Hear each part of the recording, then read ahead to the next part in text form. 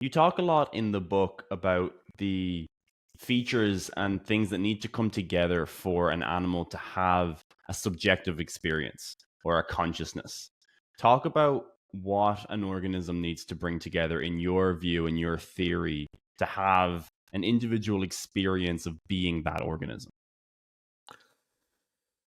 Right, we're going from speculative to more tendentious, inevitably. So I would Absolutely. preface it all with that. Absolutely, we Uh, are. with that in mind, the book where I have a real go at offering a picture in this area is the second book in the trilogy, the book Metazoa, which came after Other Minds. And the story there, I mean, the way that book works is we walk through the evolution of animals and animal behavior from very early times, from before the Cambrian. And the book's guided by the fact that there's three different animal groups that have given rise to some species where you see, really conspicuously complex behavior. Good eyes, rapid motion, targeted motion, sophisticated learning, navigation, things like that. And the three groups are, our group, vertebrates, arthropods, the group that includes insects and spiders, and just this small group within the mollusks, the cephalopods. And I think there are three groups that do this conspicuously. And the book Metazoa tries to walk through the similarities and differences of each of those groups. It looks at the evidence, such as there is, of actual experience in each of those groups. In our group, vertebrates, lots of evidence for subjective experience in non-humans, and there's us as well. In octopuses, there's, I think, good evidence. The evidence for pain, especially due to the work of Robin Crook in San Francisco, is pretty good evidence that octopuses can feel acute pain of an injury. They certainly, act in a sophisticated way that suggests that. In the arthropods, Robert Elwood, some time ago, has made a strong case for pain or pain-like experiences in crustaceans, especially hermit crabs. And since the three of my books were published, the evidence for pain in insects has gotten a lot stronger, especially due to work out of the lab of Lars Chitka. Gibbons is the first author in the most important paper. Matilda Gibbons, this came out a couple of years ago, suggesting pain-like experience in bumblebees. Right, so you have these three groups where there's evidence for pain, there's behavioral complexity, there's navigation and learning and targeted motion and so on. And within their different styles, I think in each of those three groups, one of the things that's happened is the evolution of subjectivity in a strong sense of that term, the evolution of a perspective, a point of view, an orientation to the world. That evolutionary process, I think, is roughly speaking a consequence of the evolution of agency. Action, agency, behavior is part of the animal way of being, and it's especially refined and developed in those three groups. But if you're going to have coherent agency, I think subjectivity comes along with that. You start to be a system to whom things seem a certain way. Yeah. You become a center of converging sensory lines, and you become the initiator of outward causal lines in behavior. So part of the story I would tell in terms of the special properties of subjectivity as an evolutionary product, and one that makes sense in the context of the evolution of agency. And the other part of the story, the second part of the story, involves peculiarities of nervous systems themselves. I think that there's reasonable evidence, or it's far from a crazy view, that the peculiar properties of nervous systems, of that kind of biological machinery, have something important to do with the formation or the the creation of subjective experience. I understand that you had Anil Seth on the podcast not that long ago. So Anil and I are kind of in the same camp on some issues, including the importance of the biology, basically, the importance of the peculiarities of nervous systems. And we both think that arguments that became influential in the late 20th century and that still have a lot of influence, that suggests that the hardware doesn't matter, that ordinary computer hardware would be fine if you just programmed it in the right way. You could get a sentient and experiencing system that way. We both don't believe that. We both think that nervous systems are probably important for somewhat different reasons. In my case, the thing I would point to as potentially important and as a kind of bridge between the biological and the experiential is the combination in nervous systems of, point-to-point networked influences. This neuron makes that neuron fire, and so on, and more diffuse, large-scale dynamic patterns that involve electrical oscillation at a slower pace, below the threshold of neural firing, large scale in the sense of unifying the activity of much or all of the brain, the kind of thing seen in EEG recordings, basically. Now, in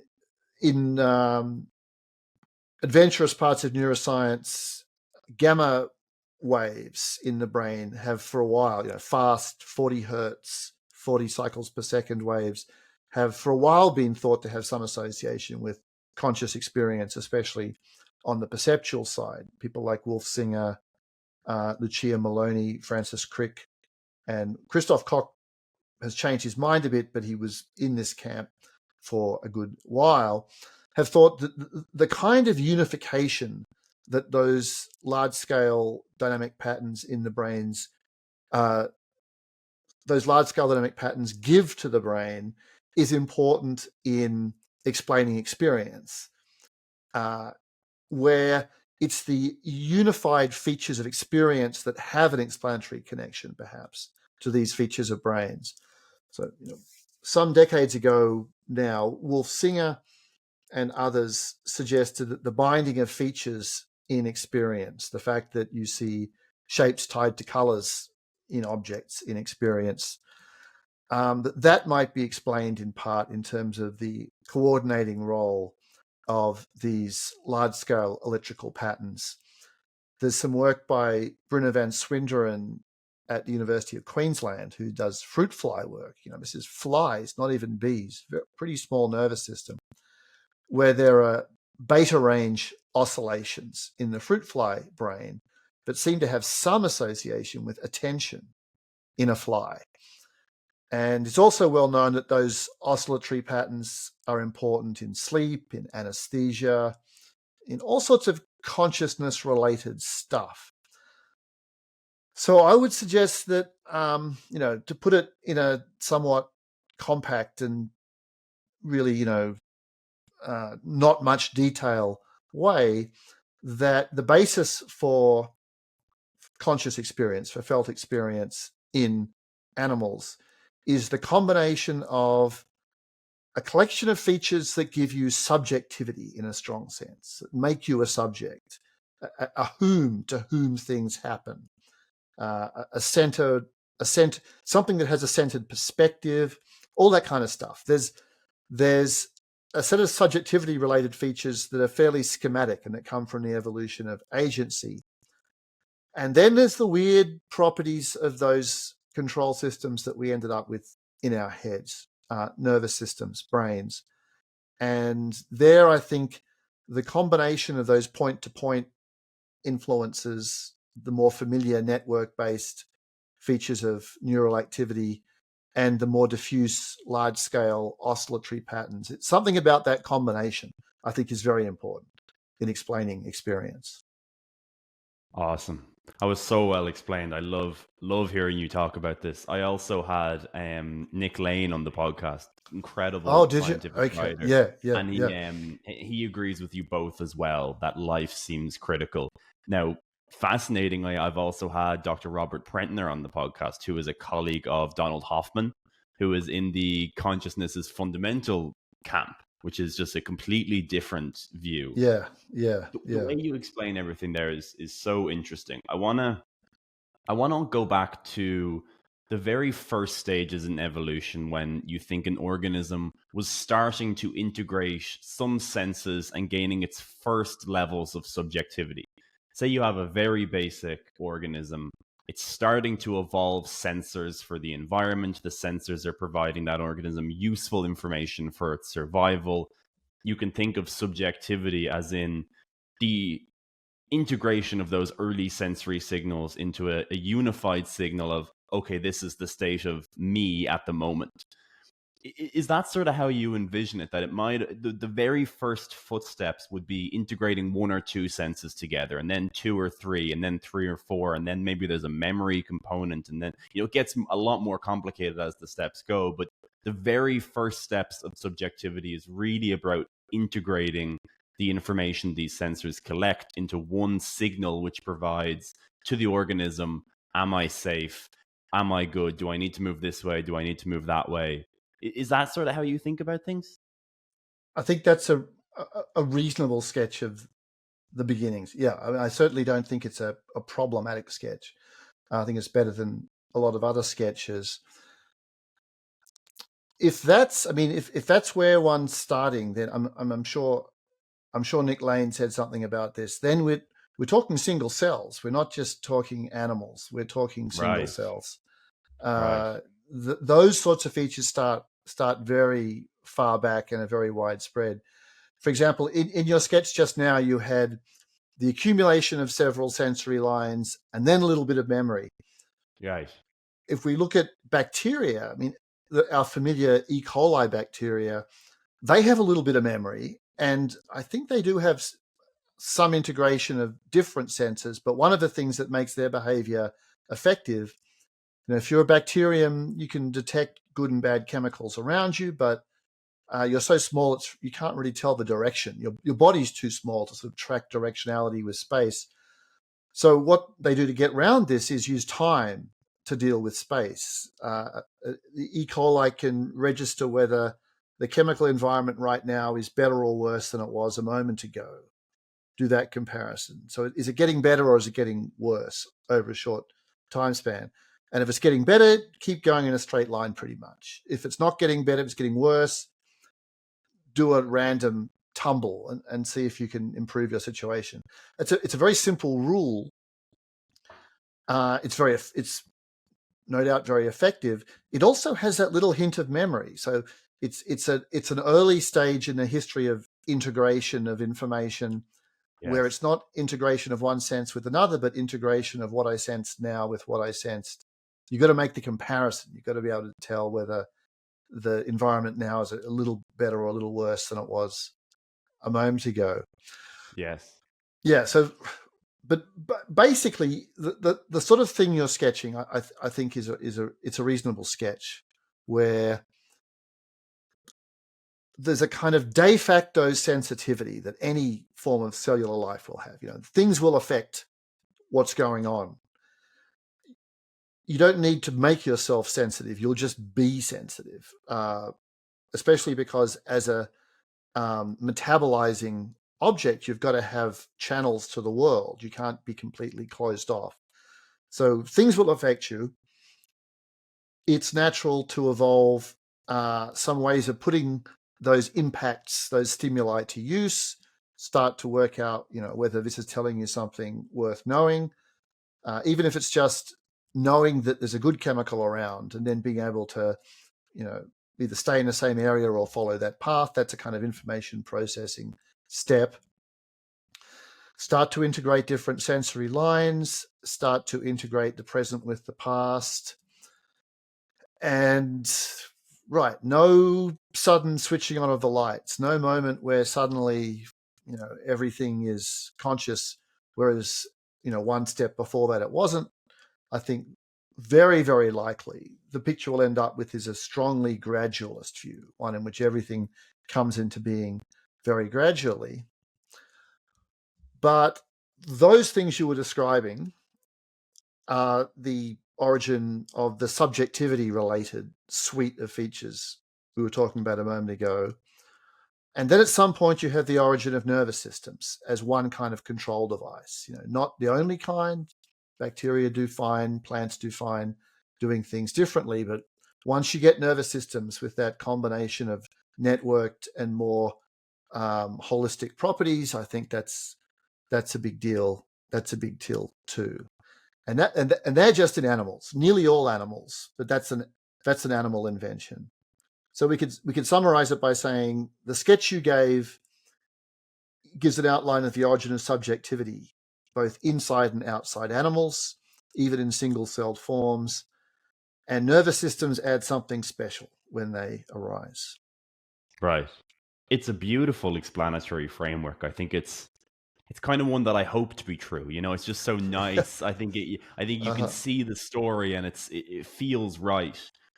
What's a really interesting step, I think, to zoom in on, and then maybe it is what you say, the creation of the nervous system is this step, is when you go from a rule-based integration of sensus, as in integrating 5 sensus, and then you have a basic rule book of, move forward towards the light, move away, move towards this chemical. Oh, this chemical is in this concentration, move towards it even fast. Like, when does it go from that kind of rule-based system where it might just have a domain of behaviors, like an actual domain where you could list out the behaviors based on the integration of these sensors, to this insanely complicated nervous system type thing, which it doesn't feel like a domain of behaviors, although maybe it just is. Maybe it's an incredibly complicated, very large, wide-ranging domain of behaviors. Like, we can react in a particular way to a set of stimulus now, and maybe what we have is an incredibly complicated rule-based system. Do you believe that, or do you think it's categorically different?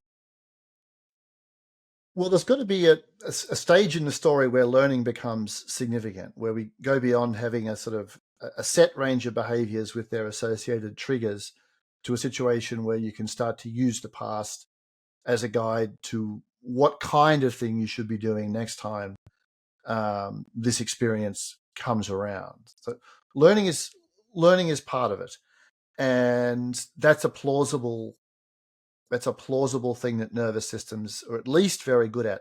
The question of whether there are forms of learning in some single-celled organisms, protists, not bacteria so much, paramecia and the like, that is interestingly unresolved.